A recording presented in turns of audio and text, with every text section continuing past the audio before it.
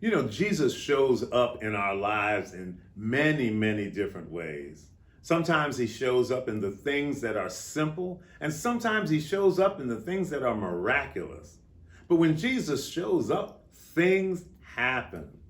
When Jesus shows up, he brings people together. He will bring people into your life to work miracles in your life, to bring you things that you need, to show you the blessings that God has for you, and to often give you a word of inspiration, a word of encouragement, a word of direction. That's what happens when Jesus shows up and when he comes to you. When Jesus comes to you, he will also give you what you need. When Jesus comes to you, he'll give you everything that you need. I always say, Jesus gives you everything you need and some of the things that you want.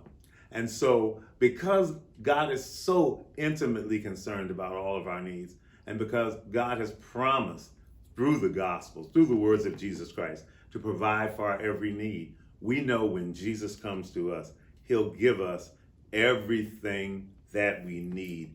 But when Jesus comes to us, he will also show us his power.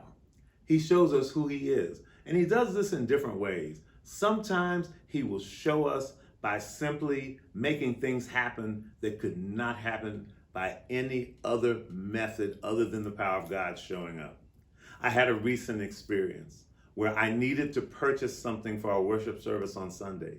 I went everywhere I knew to go to find it, and I went into one store and asked for what I wanted. And I heard a voice over my shoulder saying, "How much do you want to pay for that?" I turned, and it was a gentleman just standing there. He said, "I have one of those."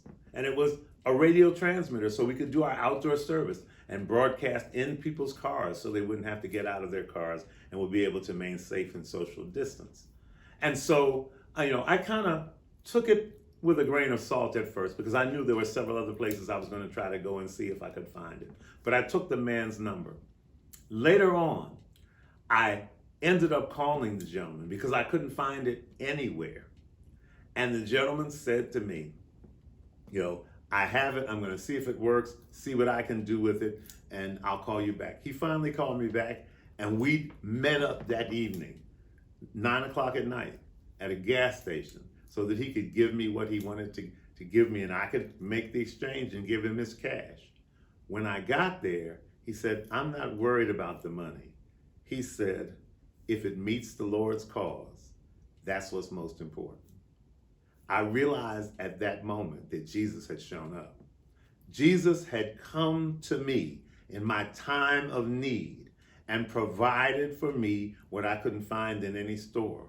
How, you might ask, could Jesus send somebody at that particular moment in that particular store where I was looking for something that had exactly what I needed? Long story short, it worked phenomenally in worship, and our service was a blessing to everyone who participated. That's what happens when Jesus comes to you, when he shows up and he shows out and he does the miraculous. That was a miracle that only could happen by the hand and power of God.